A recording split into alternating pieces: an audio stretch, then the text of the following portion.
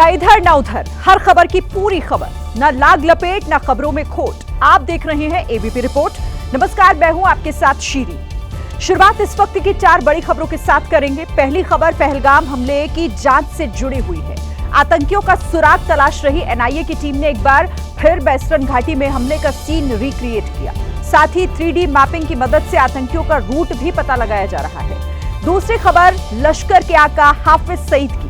भारत के संभावित हमले से डरे पाकिस्तानी हुक्मरान ने हाफिज सईद और मसूद अजहर के ठिकाने बदल दिए हैं। खबर है कि दोनों को कोट लखपत जेल से बहावलपुर भेज दिया गया है। और तीसरी खबर पाकिस्तान के टेरर फैक्ट्री के बारे में।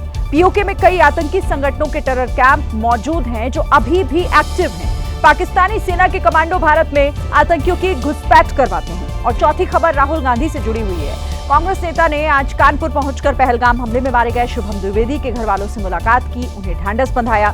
घर वालों ने शुभम को शहीद का दर्जा दिए जाने की मांग की है।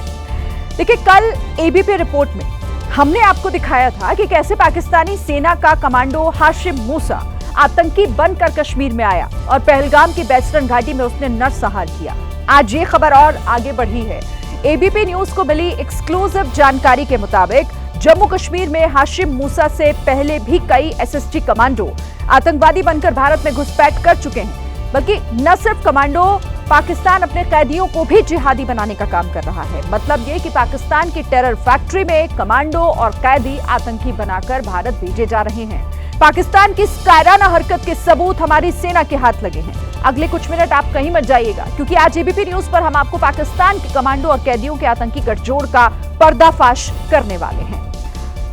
पाकिस्तान की टेरर फैक्ट्री को डिकोड करने के लिए आज आपको 3 किरदारों के बारे में जानना चाहिए, ये जरूरी है। देखिए, किरदार नंबर 1 है पाकिस्तान का एसएसजी कमांडो उमर फारूक सुल्तान। किरदार नंबर 2 एसएसजी कमांडो फारूक सुल्तान का दोस्त और आतंकी नोमान जियाउल्लाह। और किरदार नंबर 3 है पाकिस्तान का कैदी जहीर अहमद अब्बास। ये भारत में आतंकी बनकर आया था। इन तीनों किरदारों का लिंक हम एक एक कर जोड़ेंगे और पाकिस्तान की टेरर फैक्ट्री की पूरी पोल खोलेंगे। आज आप रिमोट साइड में रख दीजिए और जरा ध्यान से हमारी ये खबर देखिए, जो आपको बताएगी कि पाकिस्तान में किस तरीके से आतंक की फैक्ट्री चलाई जा रही है। सबसे पहले किरदार नंबर 1 और 2 का कनेक्शन क्या है, ये आपको बताते हैं। पिछले साल जुलाई के महीने में कुपवाड़ा के माछिल सेक्टर में भारतीय सेना ने पाकिस्तानी एसएसजी कमांडो उर्फ उमर फारूक सुल्तान के दोस्त नोमान जियाउल्लाह को मार गिराया था। शक है कि फारूक सुल्तान की तरह उसका दोस्त नोमान जियाउल्लाह भी एसएसजी कमांडो ही था, जिसे आईएसआई ने आतंकी बनाकर कश्मीर भेजा था। खुफिया एजेंसियों को पूरा शक है कि नोमान भी अपने दोस्त उमर की तरह ही एसएसजी कमांडो था, जिसे आतंक फैलाने के लिए सरहद पार भारत भेजा गया था। इस तस्वीर में सेल्फी लेने वाला पाक एसएसजी कमांडो उमर फारूक है, तो साथ में आतंकी नोमान बैठा है। तस्वीरें देखकर आप इनकी दोस्ती का लेवल समझ सकते हैं। नोमान पाकिस्तान के उस इलाके में रहता था जहां 13 साल पहले ही आईएसआई की आतंकी सोच पहले भी बेनकाब हो चुकी थी।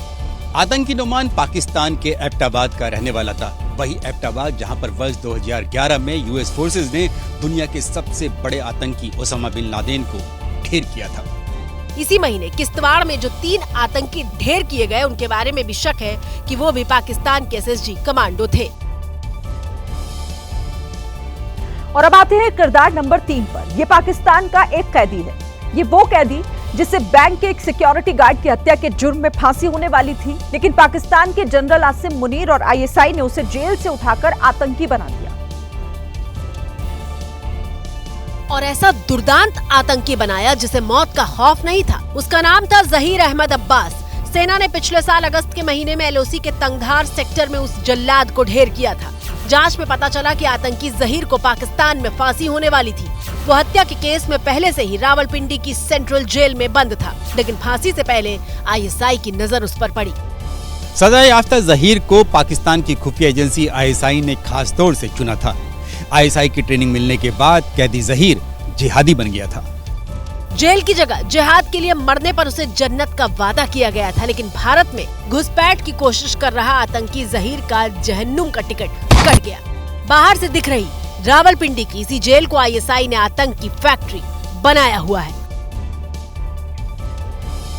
फौजी और कैदियों से मिलकर तैयार पाकिस्तान की ये टेरर फैक्ट्री बेहद खतरनाक है। क्यों? क्योंकि आप इसे ऐसे समझिए, पाकिस्तान पहले आतंकियों को भारत भेजता था, फिर अपने कमांडोज को आतंकी बनाकर भेजने लगा, और अब वो ऐसे कैदियों को आतंकी हमले के लिए भारत भेज रहा है जिन्हें पहले से ही मौत की सजा मिल चुकी है। अभी तो एक कैदी के बारे में पता चला है, क्या पता ऐसे कितने कैदी भारत में आ चुके हों। किसी की जिंदगी में सबसे बड़ा डर मौत का होता है, लेकिन इन कैदियों के अंदर उसका डर ही नहीं होगा, क्योंकि मौत तो इनको पाकिस्तान में मिलने ही वाली थी। इनकी जिंदगी का कोई ठिकाना भी नहीं होगा, कब, कहां, क्या क्या कर रहे हैं, किसी को कोई मतलब नहीं, और इनके अंदर इंसानियत, वो तो आप भूल ही जाइए। इसीलिए आईएसआई ऐसे लोगों को चुन चुनकर भारत भेज रही है। हो सकता है कि भारत में नरसंहार के इनाम के तौर पर आतंकी बने इन कैदियों से कोई वहां डील की गई हो सकता है कि इन कैदियों को यह ऑफर दिया गया हो कि अगर तुम अपने मकसद में कामयाब होकर लौटे तो तुम्हें हम जिंदा छोड़ देंगे, यानी भारत जाओ, बेगुनाहों का खून बहाओ और पाकिस्तान में फिर आराम से अपनी जिंदगी बिताओ। भारतीय सुरक्षा और खुफिया एजेंसीज पाकिस्तान के इस नए टेरर मॉड्यूल का पता लगाने में लगी हुई है। पाकिस्तान के इस स्लीपर सेल को खत्म करना हमारे लिए बेहद जरूरी है। तो देखिए, कुछ लोग होंगे जो ये कहेंगे कि हम इतने कॉन्फिडेंस से आखिर ये कैसे कह सकते हैं कि पाकिस्तान ही उन आतंकियों को भारत में भेज रहा है। उन लोगों को हम यहाँ पर ये बता देना चाहते हैं कि आतंकियों के पास से ऐसे कई सामान मिले हैं जो उनका कनेक्शन सीधे पाकिस्तान से जोड़ रहे हैं। पिछले कई वर्षों की तरह हालिया मुठभेड़ों में जब जब कोई आतंकी मारा जाता, तब तक कोई न कोई पाकिस्तानी सामान उसके कब्जे से मिलता। सेना को एनकाउंटर के बाद पाकिस्तानी सेना के रेडियो सेट तक बरामद हुए हैं। साथ में पाकिस्तान में बने सर्जिकल ग्लव्स, इंजेक्शन और दवाइयां भी मिली। सेना ने पिछले साल एलओसी पर कुल 20 आतंकियों को ढेर किया, तो जम्मू कश्मीर के अंदरूनी इलाकों में कुल 23 आतंकी मारे गए। 70 से 80% आतंकी पाकिस्तानी मूल के थे। इनमें से 11 आतंकियों के तो पाकिस्तानी नागरिक होने के सबूत भी मिले। सूत्रों के मुताबिक पाकिस्तान की टेरर फैक्ट्री के दस्तावेज दुनिया के सामने रखे जाएंगे। सबूत के तौर पर मारे गए आतंकियों के कब्जे से मिले पाकिस्तानी सेना के सैन्य उपकरण और दूसरे सरकारी दस्तावेज हैं। इसके साथ पीओके के रावलकोट और दूसरे इलाकों में आतंकियों की याद में जलसे हुए, जिसे पाकिस्तानी पुलिस की सिक्योरिटी मिली थी। इन तस्वीरों को भी सबूत के तौर पर रखा जाएगा। ये बात तो वैसे पहले दिन से ही तय मानी जा रही थी कि पहलगाम में कोई तो है जिसने इन आतंकियों की मदद की। अब हमले के 7 दिन बाद जांच एजेंसीज को हमले के मददगारों का नेटवर्क तैयार करने वाले आतंकी का पता लगा है। फारूक अहमद है। लश्कर का टॉप कमांडर होने के साथ इस पर जिम्मेदारी है कि ये कश्मीर में ओवरग्राउंड वर्कर्स का नेटवर्क तैयार करे। इसी फारूक के घर को सुरक्षा बलों ने कुपवाड़ा में जमींदोज किया था। सूत्रों से मिली जानकारी के मुताबिक जांच एजेंसियों को पता चला है कि फारूक अहमद पिछले 2 साल से पाक अधिकृत कश्मीर में छिपा हुआ है और पिछले 2 सालों के दौरान उसने जम्मू कश्मीर के अलग अलग इलाकों में ओवरग्राउंड वर्कर्स की एक बड़ी फौज तैयार की है। ओवरग्राउंड वर्कर आतंकियों को छिपने के लिए महफूज जगह, खाना, पैसे और संसाधन उपलब्ध कराते हैं। सुरक्षा बलों को शक है कि पहलगाम हमले में इनकी अहम भूमिका रही है। सूत्रों से मिली जानकारी के मुताबिक पाकिस्तान के 3 सेक्टर से ये कश्मीर में घुसपैठ कराता है और इसको घाटी के पहाड़ी रास्तों की अच्छी जानकारी है। आरोप है कि फारूक ने ही हमला करने वाले आतंकियों को रास्ता बताकर घुसपैठ करवाई। फिलहाल उसके पीओके में छिपे होने की खबर है।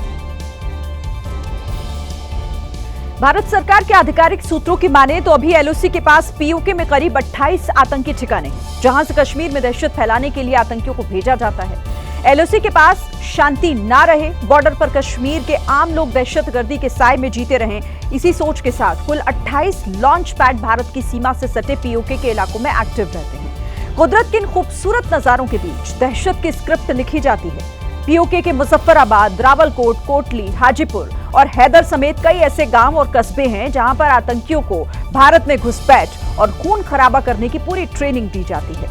लेकिन अब इनके आकाओं की हालत खराब हो रही है। उन्हें डर इस बात का है कि भारत उन्हें तबाह कर देगा। तो देखिए, पहलगाम आतंकी हमले के बाद पाकिस्तान में आतंक के आकाओं में खलबली मची हुई है। लश्कर ए तैयबा के संस्थापक और मुंबई हमले का मास्टरमाइंड हाफिज सईद और मसूद अजहर को लाहौर की कोट लखपत जेल से बहावलपुर जेल शिफ्ट कर दिया गया। भारत के संभावित हमले से पाकिस्तान इतना डरा हुआ है कि कोई रिस्क वो नहीं लेना चाहता। ये दोनों आतंकी भारत के मोस्ट वांटेड लिस्ट में शामिल हैं। तो एक तरफ एनआईए, सेना और सुरक्षा बल जिस तरीके से जानकारियां जुटा रहे हैं, जिस तरीके से अब एक्शन लिए जा रहे हैं, उसी से डर जो है वो पाकिस्तान का वो और बढ़ गया है और इसीलिए उसने अब इन आतंक के आकाओं जिनको उन्होंने हमेशा जगह दी, पाला पोसा, बड़ा किया और जिस तरीके से अपनी जमीन का इस्तेमाल करने दिया आतंक के लिए, उन्हें अब महफूज ठिकानों पर पहुंचाने का काम पाकिस्तान इस डर की वजह से कर रहा है।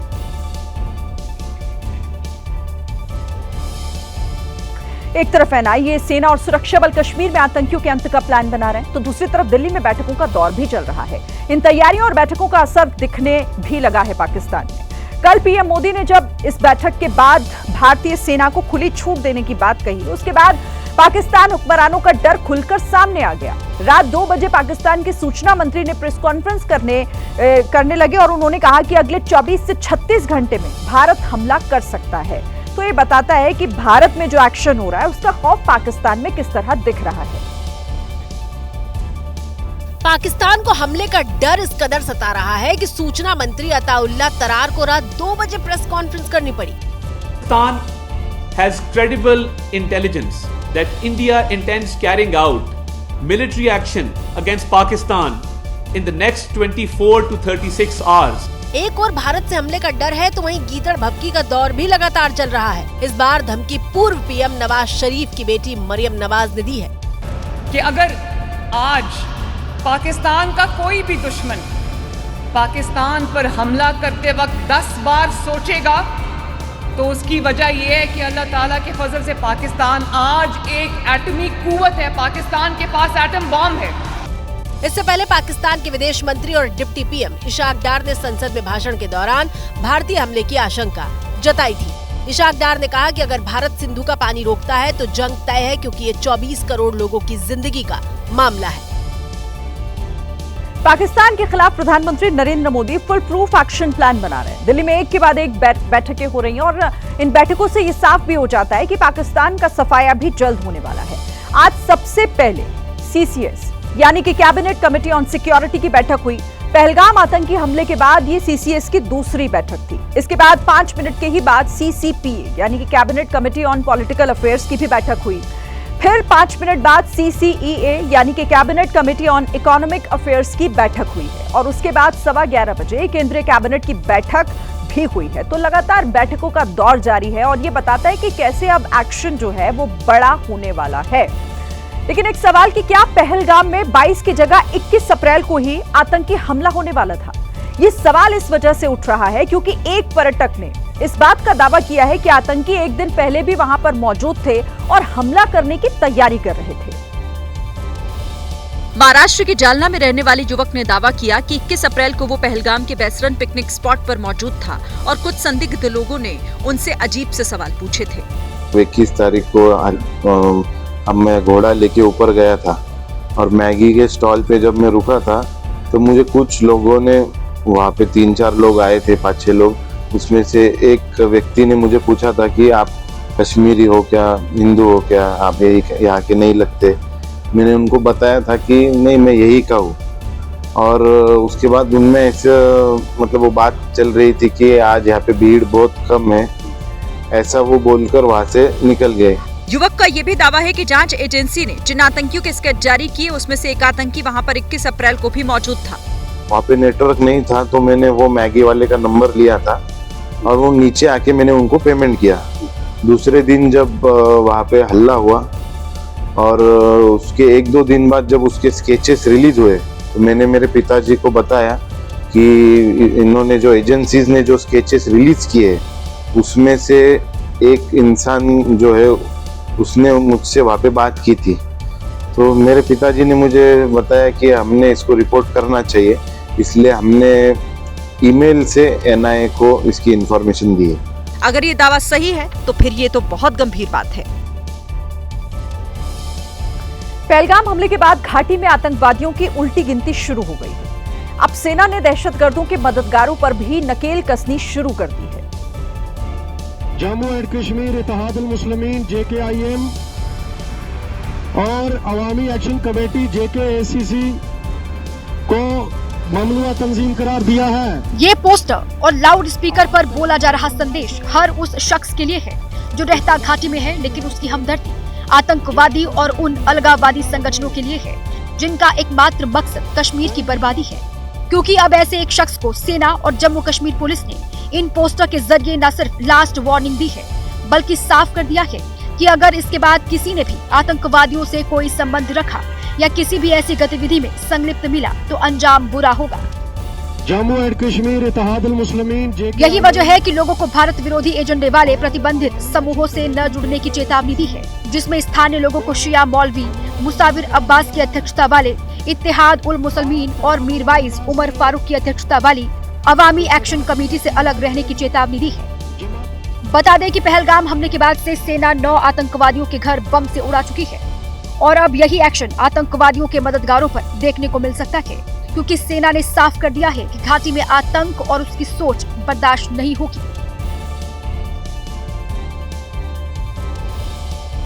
पाकिस्तान के साथ चल रहे तनाव के बीच मोदी सरकार ने राष्ट्रीय सुरक्षा सलाहकार बोर्ड में व्यापक बदलाव किया है।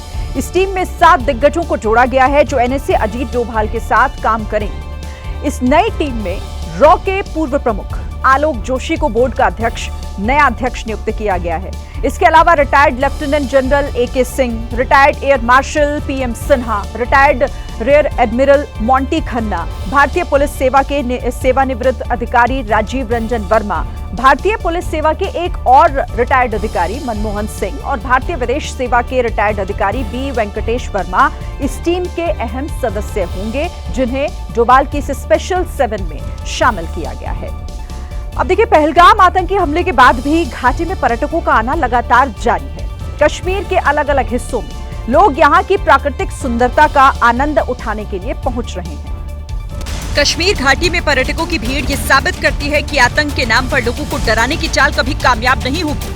अनंतनाग में भारी संख्या में पर्यटक पहुंच रहे हैं। बहुत अच्छा सिक्योरिटी है, ऐसे रहने से पूरा टूरिस्ट पार्टी कोई दिक्कत नहीं होगा। कई लोग अपने पूरे परिवार के साथ कश्मीर घूमने के लिए पहुंच रहे हैं। पहलगाम आतंकी हमले के बाद सुरक्षा भी काफी कड़ी कर दी गई। ऐसे में यहाँ आने वालों को किसी का डर नहीं है। सब कुछ नॉर्मल है, क्यों है? सिक्योरिटी बहुत हाई है। वो श्रीनगर में भी थे, वहाँ पर भी सिक्योरिटी बहुत हाई है। यहाँ पर भी रास्ते में तो आर्मी वाले। कई लोग ऐसे भी हैं जो पहली बार कश्मीर पहुँचे हैं, घर से दूर कश्मीरियत का लुत्फ उठा रहे हैं। हमारा कोई तकलीफ हुआ नहीं। सब लोग तो मेहमान की तरह बिहेव कर रहे हैं। ये कोई आके देखना चाहिए। श्रीनगर, पहलगाम, गुलमर्ग समेत कश्मीर में कई जगहों पर पर्यटकों की भारी भीड़ है। पहलगाम आतंकी हमले के बाद पूरा देश एकजुट है, तो वहीं इस पर सियासत रुकने का नाम नहीं ले रही है। यूबीटी नेता संजय राउत ने एक बार फिर केंद्र सरकार को निशाने पर लिया है। संजय राउत ने यह भी कहा कि जम्मू कश्मीर में तो पहले से ही आर्मी को फ्री हैंड मिला है, लेकिन इतना बड़ा हमला कैसे हो गया? आर्मी है इसलिए कश्मीर भारत में है। आर्मी को फ्री हैंड तो कश्मीर में भी था ना, फिर भी हमला हुआ है। आर्मी के ऊपर छोड़कर आप इस समस्या से अपने आप को झटक नहीं सकते। इन सब के बीच नेशनल कॉन्फ्रेंस के राष्ट्रीय अध्यक्ष और जम्मू कश्मीर के पूर्व CM फारूक अब्दुल्ला ने साफ कर दिया है कि पाकिस्तान से बदले का वक्त आ गया है। भाई वक्त आ गया है। अगर दोस्ती में रहना चाहते हो तो फिर ये चीज नहीं चलेगी। देखो, खत्म करना पड़ेगा। अगर दुश्मनी में रहना चाहते हो फिर हम भी तैयार हैं, तुम भी तैयार हो। फारूक अब्दुल्ला ने यह भी कहा कि हर आतंकी हमले के पीछे पाकिस्तान का हाथ होता है, लेकिन वो इसे कभी कबूल नहीं करता। कांग्रेस ने जो कल पोस्टर जारी किया था, उसे लेकर सियासत तेज हो गई है। बीजेपी ने इंडिया गठबंधन को रावलपिंडी अलायंस कहा है, वहीं कांग्रेस नेता जयराम रमेश ने बीजेपी और केंद्र सरकार पर तंज किया है। कांग्रेस ने जब ये तस्वीर सोशल मीडिया पर जारी की तो सोचा भी नहीं होगा कि ये उसके गले पड़ जाएगा। बीजेपी ने कांग्रेस समेत पूरे इंडिया अलायंस पर फोटो और पहलगाम हमले को लेकर दिए जा रहे बयानों पर जबरदस्त निशाना साधा है। ये अपने आप को कहते हैं कि हम इंडी अलायंस वाले हैं। ये इंडी अलायंस वाले नहीं हैं, ये रावलपिंडी अलायंस है। समाजवादी पार्टी ने संबित पात्रा के बयान को लेकर उन पर पलटवार किया। कम से कम माँ वैष्णो देवी ने उनको एक अच्छा नॉलेज दिया कि अब आप इंडिया गठबंधन को, जो इंडिया था, भारत था, उसको माँ वैष्णो देवी के पिंड के रूप में जाना जाएगा। वहीं कांग्रेस नेता जयराम रमेश ने सोशल मीडिया एक्स पर लिखा कि कांग्रेस ने सर्वदलीय बैठक की मांग की थी। ये बैठक 2 दिन बाद हुई, लेकिन प्रधानमंत्री उसमें शामिल नहीं हुए। कांग्रेस और विपक्षी दल ने संसद का विशेष सत्र बुलाने की भी मांग की है। इस समय पूरा देश एकजुट है। देश इंतजार कर रहा है। साफ है पहलगाम हमले को लेकर सियासी पिच पर अलग ही खेल खेला जा रहा है। और इस बीच एक बड़ी खबर आ रही है। एलओसी पर सीजफायर के उल्लंघन से जुड़ी हुई। सीजफायर उल्लंघन पर भारत ने पाकिस्तान को चेतावनी दी है। सीजफायर उल्लंघन पर भारत पाकिस्तान के बीच बातचीत हुई। दोनों देशों के डीजीएमओ में कल हॉटलाइन पर बात हुई थी। जिस तरीके से सीजफायर उल्लंघन किया गया उस पर भारत ने पाकिस्तान को चेतावनी दी है। देखिए, पहलगाम आतंकी हमले को लेकर कांग्रेस के नेताओं की बयानबाजी के बाद कई दलों ने उसकी आलोचना की है। मायावती ने भी सियासत करने वालों को आड़े हाथों लिया है। कांग्रेस के नेता जब पहलगाम हमले को लेकर अलग अलग सुर अलापने लगे तो पार्टी को गाइडलाइन जारी करनी पड़ गई। कहा गया कि पार्टी लाइन से अलग कोई कुछ न बोले, लेकिन बीजेपी को इसी बहाने कांग्रेस पर हमला करने का मौका मिल गया। कल का जो इनका स्टेटमेंट है, पाकिस्तान को बहुत उत्साह दिया है, इसलिए उन लोगों ने डिलीट किया है। बाद में उनको पता चला कि हमने गलती किया है। कम से कम ये तो एहसान हो गया कि गलती तो की है। बहुजन समाज पार्टी अध्यक्ष मायावती ने भी सभी पार्टियों से एकजुट होने की अपील की है। उन्होंने एक्स पर लिखा कि पहलगाम आतंकी हमले को लेकर सभी पार्टियों को एकजुट होकर सरकार के हर कदम के साथ खड़े होना चाहिए, न कि इसकी आड़ में पोस्टरबाजी और बयानबाजी के जरिए घिनौनी राजनीति की जानी चाहिए। दूसरी ओर जेडीयू ने भी कांग्रेस को बड़ी नसीहत दी है। कांग्रेस के कुछ बड़बोले नेता अपनी भी पार्टी का और देश का भी माहौल खराब करने पर लगे हुए हैं। ये समय एकजुटता दिखाने का है, सेना के प्रति भी और सरकार के द्वारा लिए गए किसी भी कदम के प्रति। पहलगाम आतंकी हमले पर पूरा देश एकजुट है, लेकिन सियासतदानों ने इसमें भी राजनीति का मौका ढूंढ लिया है। पहलगाम हमले का दर्द 7 समंदर पार अमेरिका के न्यूयॉर्क में भी दिखाई दिया है। न्यूयॉर्क के व्यस्त टाइम्स स्क्वायर पर एलईडी वाला एक ट्रक चलता दिखा, जिस पर पहलगाम हमले में मारे गए भारतीयों की तस्वीर लगी हुई थी। न्यूयॉर्क के टाइम्स स्क्वायर पर दिखे ट्रक पर एक बड़ी सी एलईडी स्क्रीन लगी हुई थी, जिस पर पहलगाम हमले में मारे गए नेवी अफसर विनय नरवाल और उनकी पत्नी हिमांशी का स्केच लगा हुआ था और स्क्रीन पर लिखा था, humanity bleeds in Pahalgam, we want justice, यानी पहलगाम में मानवता का खून बहा है, हमें इंसाफ चाहिए।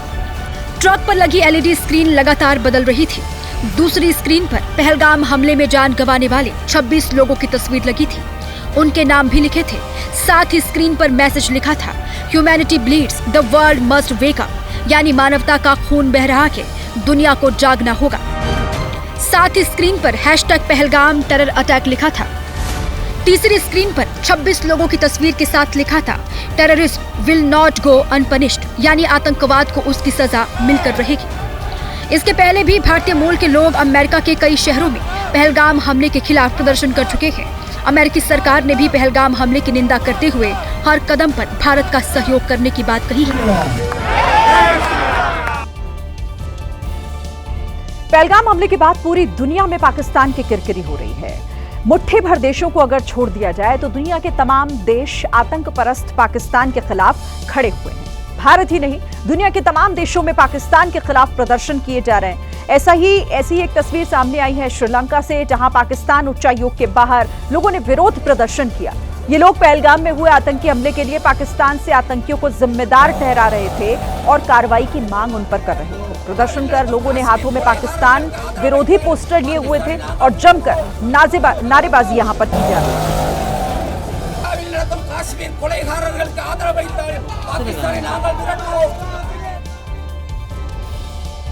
पहलगाम आतंकी हमले के बाद पाकिस्तान को घेरने के लिए भारत अंतर्राष्ट्रीय स्तर पर भी चौतरफा दबाव बना रहा है।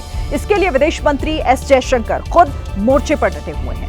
विदेश मंत्री ने अब तक Algeria, Greece, Guyana, Panama, Slovenia, Sierra Leone, इसके साथ ही सोमालिया के विदेश मंत्रियों से चर्चा की है और इसके अलावा आज मिस्र के विदेश मंत्री डॉक्टर बद्र अब्देलती और यूएन के महासचिव एंटोनियो गुटेरेस से बात कर पाकिस्तान के नापाक इरादों के बारे में उन्हें बताया है, ताकि पाकिस्तान चौतरफा घिरे, उसकी मुश्किलें बढ़े और उसे सबक सिखाया जा सके। अब आगे बढ़ते हैं। देखिए, कांग्रेस के नेता राहुल गांधी ने यूपी के कानपुर पहुंचकर शुभम द्विवेदी के परिवार वालों से मुलाकात की और उन्हें ढांढस बंधाया है। शुभम को बैसरन घाटी में आतंकियों ने गोली मार दी थी। कानपुर में शुभम द्विवेदी के घर पहुंचते ही राहुल गांधी ने सबसे पहले उनकी तस्वीर पर फूल चढ़ाए और श्रद्धांजलि दी। इसके बाद राहुल गांधी ने शुभम के माता पिता, पत्नी और बहन से मुलाकात की। बातचीत के दौरान शुभम की पत्नी ऐशान्या भावुक हो गयी तो राहुल ने गले लगाकर उनको ढांढस बंधाया। राहुल गांधी ने पहलगाम हमले को देश के सद्भाव और भाईचारे पर हमला बताते हुए इसकी कड़ी निंदा की। ऐशान्या के मुताबिक बैसरन घाटी में आतंकियों ने पहली गोली शुभम को ही मारी थी। मैं शुभम बैठ के मैगी खाने जा रही थी, उतनी देर में एक बंदा पीछे से आया और उसने गोली साइड में रख के उससे पूछा हिंदू है कि मुसलमान? मुसलमान है तो पहले कलमा पढ़ के दिखा। जैसे हमें पता ही नहीं, हम पीछे पलट के देखे हो क्या रहा है, हम उसके तरफ स्माइल करके पूछे भैया क्या हुआ? मैं हिंदू है मुसलमान? मैंने कहा हिंदू। मार दिया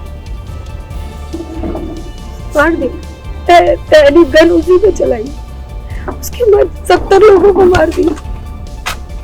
क्यों मार दिया? राहुल गांधी ने शुभम के घर वालों की प्रियंका गांधी से फोन पर बात भी करवाई। द्विवेदी परिवार ने राहुल गांधी और प्रियंका गांधी से शुभम को शहीद का दर्जा दिलवाने की मांग की है। जम्मू कश्मीर के पूर्व मुख्यमंत्री और डेमोक्रेटिक प्रोग्रेसिव आजाद पार्टी के नेता गुलाम नबी आजाद ने पहलगाम हमले को कश्मीरियत पर अटैक बताया। आजाद ने कहा कि धर्म पूछकर हत्या के पीछे पाकिस्तान की चाल है। गुलाम नबी आजाद ने कहा पाकिस्तान धर्म के आधार पर हिंदुस्तान को बांटना चाहता है, इसीलिए आईएसआई ने पहलगाम में धर्म पूछकर हत्या की साजिश को अंजाम दिया। ये पाकिस्तान के जनरल जो चिल्लाता है उसको जवाब दिया। ये कश्मीर जो टेररिस्ट पार से आते हैं या ट्रेनिंग हासिल करिए उनको जवाब दिया था। ये पूरी दुनिया को जवाब दिया था कि हम इनके साथ नहीं हैं, हम आतंकवाद के खिलाफ हैं। आजाद ने पहलगाम हमले को कश्मीरियत पर हमला बताया और कहा कि इस हमले से पूरे कश्मीर में गम और गुस्से का माहौल है। जो कश्मीरियत है उसमें सेपरेटिज्म नहीं आता है, उसमें धर्म भी नहीं आता है, तो ये उस सोच के खिलाफ जो हुआ है हमला, इसलिए लोगों को ज्यादा गुस्सा है। गुलाम नबी आजाद ने सभी राजनीतिक दलों से इस मुश्किल घड़ी में एकजुट रहने और सरकार का साथ देने की भी अपील की है। पाकिस्तान के बड़बोले क्रिकेटर शाहिद आफरीदी के सभी सोशल मीडिया अकाउंट को भारत में बैन कर दिया गया है। इससे पहले शिखर धवन ने आफरीदी को निशाने पर लिया था। सोशल मीडिया पर पाकिस्तानी क्रिकेटर शाहिद अफरीदी को निशाने पर लेते हुए भारतीय क्रिकेटर शिखर धवन ने एक्स पर लिखा कि कारगिल में भी हराया था, पहले से इतना गिरे हुए हो और कितना गिरोगे। बेवजह कमेंट पास करने से अच्छा है अपने देश की तरक्की में दिमाग लगाओ शाहिद अफरीदी। हमें हमारी आर्मी पर बहुत गर्व है। भारत माता की जय, जय हिंद। शिखर का ये पोस्ट शाहिद अफरीदी के उस भद्दे कमेंट का जवाब था जो अफरीदी ने तंज भरा जवाब देते हुए लिखा, छोड़ो जीत हार को, आओ तुम्हें चाय पिलाता हूँ शिखर।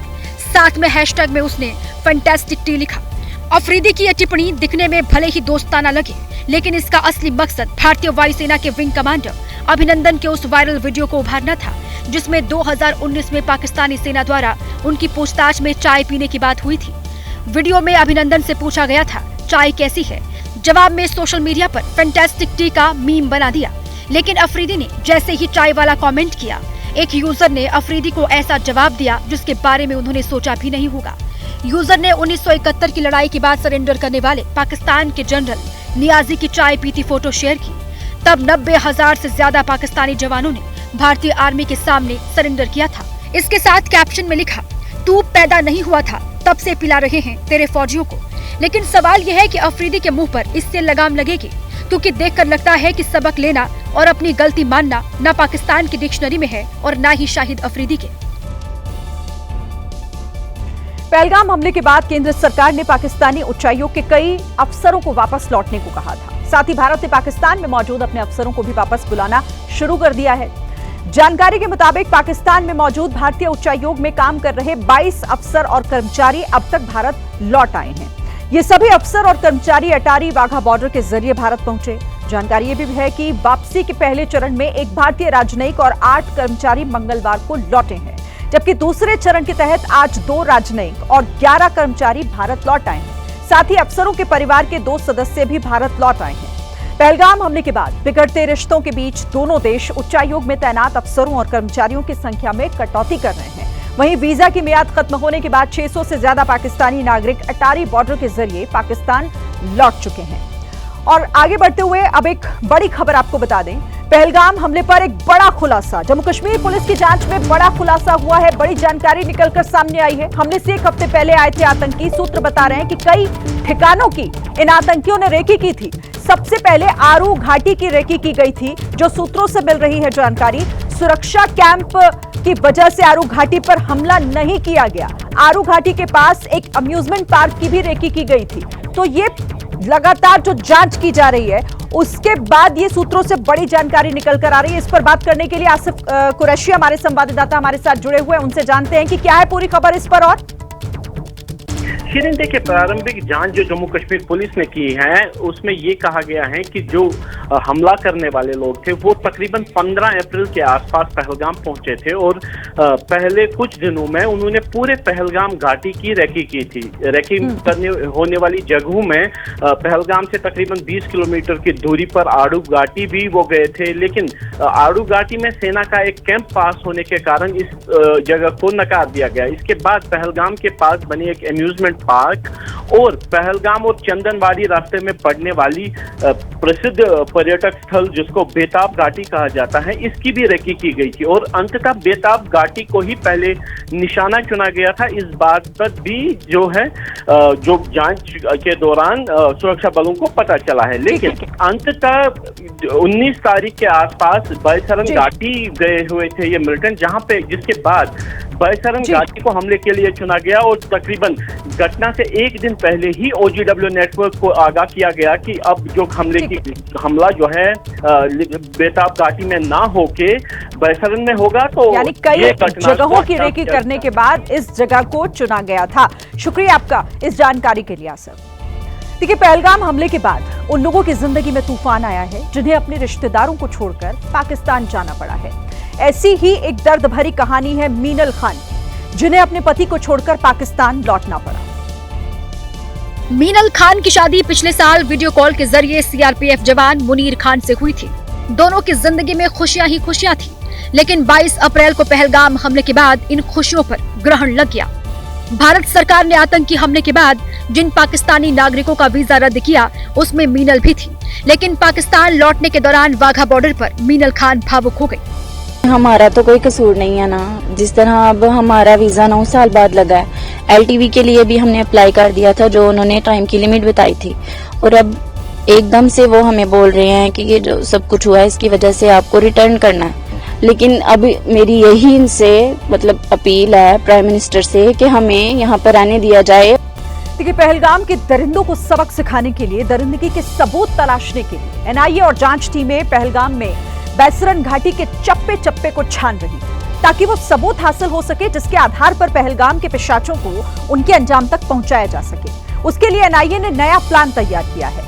आज हम आपको ये भी बताएंगे कि कैसे एक गलत फहमी की वजह से सेना को हमले का तुरंत पता नहीं चल पाया। इन सब के अलावा जांच में आतंकियों की ऐसी साजिश भी सामने निकल कर आई है जो कामयाब नहीं हो पाई, वरना मंजर इससे कहीं ज्यादा खौफनाक हो सकता था।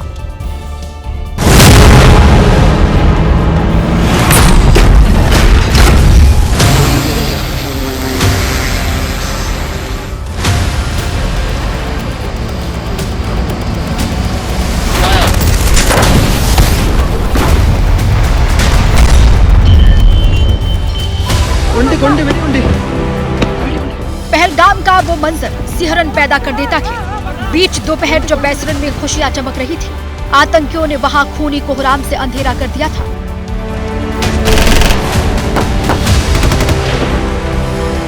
चलना यार, कोई दिखता जहांगीर तो क्या। पिछले कई दिनों से NIA और दूसरी जांच टीमें बैसरन घाटी के जर्रे जर्रे में आतंकियों की घिनौनी हरकत के सबूत खंगाल रही हैं। कल की तरह आज भी NIA की टीम और दूसरी जांच टीमें एक बार फिर आतंकियों के सबूत तलाशने और हमले की तह तक जाने के लिए बैसरन पहुंचे।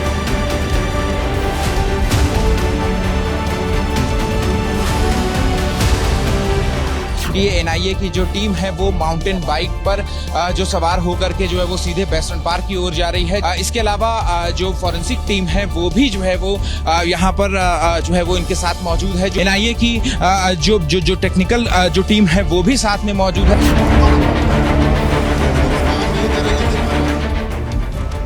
आज NIA की टीम के साथ फॉरेंसिक और टेक्निकल टीम भी मौजूद थी। जिनके सामने एक बार फिर स्पॉट पर सीन रिक्रिएट किया गया। में आज मेटल डिटेक्टर्स की मदद से सघन तलाशी पूरी वैली की ली जा रही है, क्योंकि वो इलाका बहुत बड़ा है। ऐसे में माना जा रहा है कि कोई भी सबूत पीछे ना छूटे, इसलिए कई और दिन लग सकते हैं इस जांच को। सूत्रों की माने तो सबूतों को खंगालने के लिए एनआईए ने 3D मैपिंग की।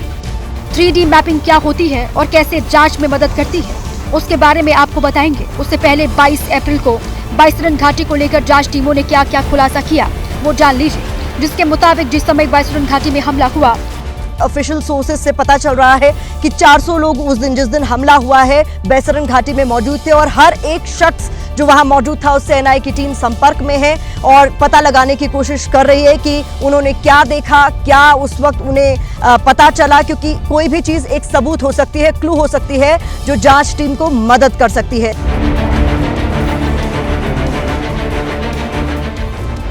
कल करीब 150 स्थानीय लोगों से लोकल पुलिस थाने में कई घंटे तक पूछताछ हुई थी।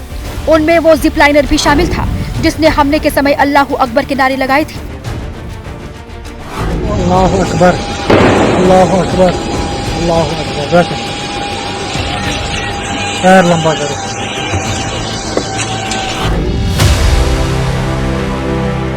एबीपी न्यूज के पास सूत्रों से मिली जो एक्सक्लूसिव जानकारी है, उसके मुताबिक आतंकी हमले के समय घड़ी की सुइयां दोपहर के 2:25 का समय दिखा रही थी। गुंडी गुंडी मेरी गुंडी। जब आतंकियों ने बाईसरन की खुशियों में पहली गोली दागी थी, वो गोली जो कानपुर के शुभम की पत्नी ऐश्वर्या के मुताबिक सबसे पहले उनके पति को आतंकियों ने मारी थी जब वो मैगी खा रहे थे। गुंडी गुंडी मेरी गुंडी गुंडी मेरी गुंडी। मुझे पता ही नहीं, हम पीछे पलट के देखे हो क्या रहा है, और उसके तरफ स्माइल करके पूछे भैया क्या हुआ, मैंने कहा हिंदू बाहर चलाई। 2:30 बजे ही जो लोकल थाने के एसएचओ हैं उन तक ये जानकारी पहुंच चुकी थी कि ऊपर से फायरिंग की आवाज आ रही है। उसके बाद 3 आरआर के जो कमांडेंट हैं उन तक ये जानकारी एसएचओ द्वारा पहुंचाई गई, तो उनकी तरफ से ये अंदेशा जताया गया कि फायरिंग प्रैक्टिस की जा सकती है, क्योंकि उस वक्त फायरिंग प्रैक्टिस चल भी रही थी। इसलिए ये माना गया कि जो आवाज आ रही है वो इसी चीज की हो सकती है। हालांकि उन्होंने बैसरन से 6 किलोमीटर नीचे मौजूद सेना को इसकी जानकारी दी, जो सिर्फ 1 घंटे में ही ऊपर पहुंच गई। 1 घंटे से पहले बिना हेलीकॉप्टर के बैसरन में नीचे से ऊपर पहुंचना लगभग नामुमकिन है, लेकिन जब तक सेना के जवान ऊपर पहुंचे तब तक आतंकी दरिंदगी बरपा कर बैसरन ही नहीं बल्कि समूचे कश्मीर की खुशियों का भी खून करके भाग चुके थे। जहां लोग चहचहा रहे थे वहां 26 से ज्यादा लाशें पड़ी हुई थी और तमाम लोग गोलियां लगने से घायल भी हो गए थे। अरे नहीं नहीं नहीं नहीं, हम लोग फौज है, हम लोग बैठो बैठो, हम लोग फौज है, बैठो बैठो। मेरे बच्चे को अरे हम लोग फौजी हैं, कुछ नहीं करेंगे, आपकी सेफ्टी के लिए आए हो। अभी आतंकी फरार हैं, लेकिन वो बचेंगे नहीं। बाईसरन के स्थानीय लोगों के साथ साथ जैसा कि हम आपको बता चुके हैं कि फॉरेंसिक और टेक्निकल टीम के साथ 3D मैपिंग का भी सहारा लिया जा रहा है, जो वारदात की सटीक जानकारी जुटाने में बेहद मददगार है। अब समझिए कि ये कैसे मदद करेगा। इसकी मदद से HD वीडियो और जानकारी के जरिए घटित वारदात का 3D मॉडल बना सकता है। ये पूरी मैपिंग अब तक करीब 100 लोगों से हुई पूछताछ और उनसे मिले वीडियो के आधार पर की जानी है, जिससे पुलिस और जांच एजेंसी को नए सबूत जुटाने में मदद मिलेगी। इसके जरिए किसी भी हिस्से को विस्तृत करके उसे और आसानी से समझा जा सकता है। ये वारदात के समय हुई हरकतों की सटीक जानकारी गढ़ने में भी सक्षम है। इसकी मदद से आतंकियों के एंट्री और एग्जिट पॉइंट को समझा जा सकता है। पाकिस्तान के बड़े बड़े नेता और इस्लामाबाद के बाजार से खरीदे हुए मेडल सीने पर टांगने वाले पाकिस्तानी जनरल कल पूरी रात जागते रहे और शायद आज भी उन्हें चैन की नींद नहीं आएगी, क्योंकि सबको डर है कि भारत की तरफ से कभी भी आतंकवाद पर पलटवार हो सकता है। कल जब दिल्ली में प्रधानमंत्री मोदी ने हाई लेवल मीटिंग की तो पाकिस्तान की सांसें और तेजी से फूलने लगी। पहलगाम में पाकिस्तान परस्त आतंकियों के हमले के बाद लाहौर से रावलपिंडी तक डर का माहौल बना हुआ है। आतंक के प्यार में पागल हुए पाकिस्तान को इस वक्त सिर्फ यही डर सता रहा है कि भारत के हमले का टारगेट कहां होगा, समय क्या होगा और तरीका क्या होगा। आधी रात को आसिम मुनीर ब्रिगेडियर और कर्नल को फोन लगा रहे हैं और पूछ रहे हैं सब खैरियत तो है ना। उधर शहबाज शरीफ की सिट्टी पिट्टी गुम है, कभी रक्षा मंत्री को फोन लगा रहे हैं, कभी सेना प्रमुख को फोन लगा रहे हैं और पूछ रहे हैं कि भारत ने हमला तो नहीं कर दिया। ऐसा लग रहा है कि पाकिस्तान की सत्ता में बैठा एक एक नेता, आतंक को खाद पानी और ट्रेनिंग देने वाला सेना का एक एक अफसर सिर्फ भारत के पलटवार का इंतजार कर रहा है। यकीन नहीं आता तो पाकिस्तान के सूचना मंत्री को देखिए। रात के 1:30 बज रहे थे और घबराए सूचना मंत्री प्रेस कॉन्फ्रेंस करने बैठकर कहने लगे, एजेंसियों ने बताया है, सावधान हो जाइए, अगले 24 से 36 घंटे में पाकिस्तान का भाग्य बदलने वाला है। पाकिस्तान के पास मुस्तनद इंटेलिजेंस इतलात हैं कि अगले 24 से 36 घंटों में पहलगाम वाक़े से जुड़े बेबुनियाद और खुद साख्ता इल्ज़ामात को बुनियाद बनाकर भारत पाकिस्तान के खिलाफ फौजी कार्रवाई करने का इरादा रखता है। 24 घंटे लगे या 36 घंटे, इतना तो तय है कि आतंकवादी और उन्हें पनाह देने वालों के पाप का घड़ा भर चुका है। पाकिस्तान का कोई मंत्री होने वाले हमले से घबराया हुआ है तो कोई गीदड़ भपकी दे रहा है। अगर इंडिया ने ये काम किया तो इस दफा टिट फॉर टैट होगा, इनका जवाब पत्थर से दिया जाएगा इंशाल्लाह। कि पाकिस्तान का इसमें अल्हम्दुलिल्लाह कोई हाथ नहीं है, तो हम बिल्कुल कॉन्फिडेंस के साथ ये कह रहे हैं कि पाकिस्तान में कोई हाथ नहीं है। वाह रे पाकिस्तान, आतंक को पैदा तुम करो, आतंकी तुम्हारी जमीन का इस्तेमाल करें, भारत पर आकर बार बार हमला करें और तुम खुद को बेगुनाह बताओ। ये तो वही बात हो गई ना, 100 चूहे खाकर बिल्ली हज को चली। पाकिस्तान की हवाइयां उड़ी हुई हैं, वहां के नेताओं को सपने में भी भारत की मिसाइलें दिख रही हैं। और जब कुछ समझ नहीं आ रहा तो पाकिस्तानी नेता जुबान से ही परमाणु बम दाग दे रहे हैं, मानो कोई खिलौना हो। आतंक परस्त पाकिस्तान के पूर्व प्रधानमंत्री नवाज शरीफ की बेटी को सुनिए, जो पंजाब प्रांत की मुख्यमंत्री है। आज पाकिस्तान का कोई भी दुश्मन पाकिस्तान पर हमला करते वक्त 10 बार सोचेगा तो उसकी वजह यह है कि अल्लाह ताला के फजल से पाकिस्तान आज एक एटमी कुव्वत है, पाकिस्तान के पास एटम बॉम्ब है। पाकिस्तान के हुक्मरानों में कितना खौफ है, इसका अंदाजा इसी बात से लगाया जा सकता है कि वहाँ के नेता पार्लियामेंट से भी भारत को धमकी देने लगे हैं। बेतुके बयान और गीदड़ भपकियां देने वाले पाकिस्तानी नेता भारत के कहर से बचने के लिए अब दुनिया से गुहार लगाने लगे। पाकिस्तान के प्रधानमंत्री शहबाज शरीफ ने खुद संयुक्त राष्ट्र महासचिव को फोन किया और गिड़गिड़ाने लगे। बाद में शहबाज शरीफ ने बयान जारी कर भारत के सभी आरोपों को नकारा और पहलगाम मामले में एक निष्पक्ष और पारदर्शी जांच की मांग की। तो इसी के साथ ये थी आज की एबीपी रिपोर्ट। कल भी जारी रहेगी खबरों की खोज, तब तक के लिए आप बने रहिए एबीपी न्यूज के साथ। नमस्कार।